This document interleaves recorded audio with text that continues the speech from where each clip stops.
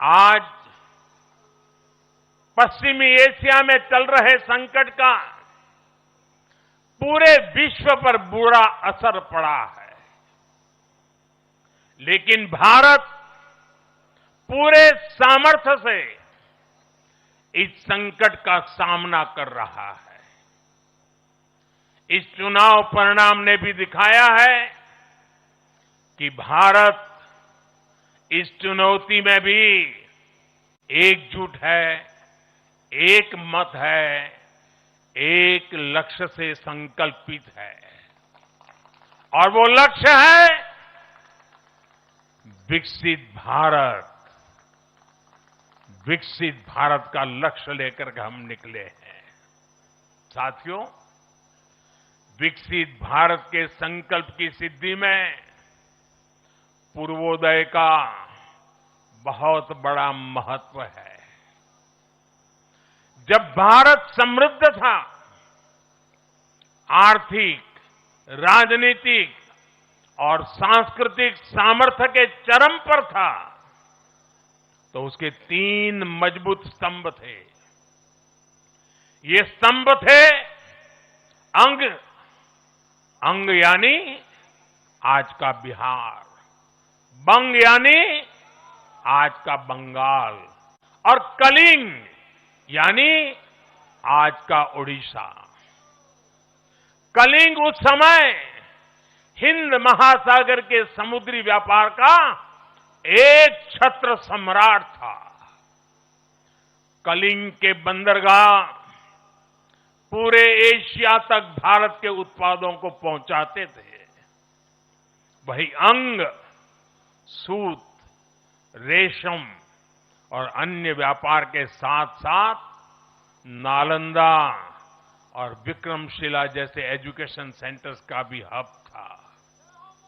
और बंग वो सांस्कृतिक धरती थी जहां से भारत की आत्मा की आवाज उठती थी। साथियों, गुलामी के कालखंड में जैसे जैसे समृद्ध भारत के मजबूत पिलर कमजोर होते गए, भारत का सामर्थ्य भी क्षीण होता गया। इसलिए विकसित भारत के निर्माण के लिए इन तीनों स्तंभों का फिर से मजबूत होना बहुत आवश्यक है।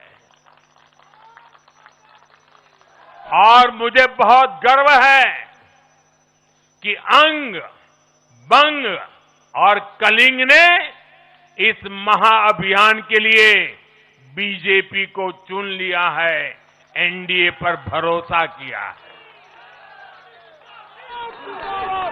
साथियों, विकसित भारत के निर्माण का एक और महत्वपूर्ण पिलर भारत की नारी शक्ति है। नारी शक्ति अब विकसित भारत के निर्माण में तेजी से आगे बढ़ रही है। लेकिन नारी शक्ति की इस रफ्तार को कांग्रेस और उसके सहयोगियों ने कुछ दिन पहले रोकने का काम किया है। इन नारी विरोधी दलों ने संसद में नारी शक्ति वंदन संशोधन को पास नहीं होने दिया और इसलिए मैंने कुछ दिन पहले कहा भी था कि महिलाओं के आरक्षण का विरोध करने वाले ऐसे दलों को महिलाओं का आक्रोश झेलना पड़ेगा। आज कांग्रेस, टीएमसी और डीएमके को बहनों बेटियों ने सजा दी है। केरलम में लेफ्ट के 10 सालों के कुशासन का फायदा कांग्रेस को जरूर मिला है, लेकिन मुझे विश्वास है केरलम की बहनें भी अगले चुनावों में कांग्रेस को जरूर सबक सिखाएगी। साथियों, जिस समाजवादी पार्टी ने संसद में महिला आरक्षण को रोका है, उसे भी यूपी की महिलाओं का आक्रोश सहना पड़ेगा। महिला विरोधी समाजवादी पार्टी कुछ भी करके अपने पाप को कभी धुल नहीं पाएगी। साथियों, आज हम भारत की राजनीति में एक और बड़ा बदलाव देख रहे हैं। आज पूरे देश में एक भी राज्य ऐसा नहीं है जहां कम्युनिस्ट पार्टी की सरकार हो।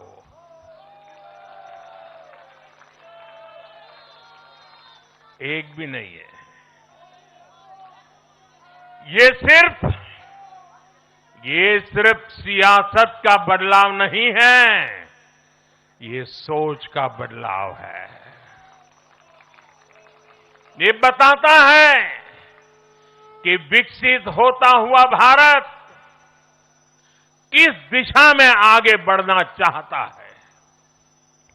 आज का भारत अवसर चाहता है, विकास चाहता है, विश्वास चाहता है। आज का भारत प्रगति चाहता है, स्थिरता चाहता है। और आज का भारत ऐसी राजनीति चाहता है जो देश को आगे बढ़ाए।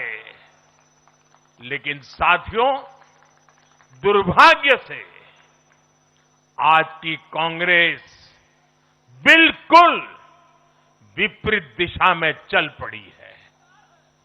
ऐसे समय में जब पूरा देश कम्युनिज्म से किनारा कर चुका है, कांग्रेस उसी विचारधारा को अपनाने में लगी है जिसे देश ने ठुकरा दिया है। जो माओवाद जंगलों में समाप्त हो रहा है, वो अब कांग्रेस में अपनी जड़ें मजबूत कर चुका है। और इसलिए कांग्रेस अर्बन नक्सलियों का गिरोह बनती जा रही है। कांग्रेस को एक बात नहीं भूलनी चाहिए, जिस विचार को जनता ने ठुकराया, उसे जो अपनाएगा जनता उसे भी ठुकराएगी। साथियों, आज देश का हर राज्य भी एक दूसरे से लड़कर नहीं, एक दूसरे के साथ मिलकर आगे बढ़ना चाहता है। इन चुनावों ने इस संदेश को भी बहुत स्पष्ट किया है। बंगाल, तमिलनाडु और केरल में जिन 3 सरकारों को जनता ने सत्ता से बाहर किया, उनकी एक समान पहचान थी, विभाजन की राजनीति। यही उनकी पहचान थी। उनकी राजनीति जोड़ने की नहीं, तोड़ने की थी।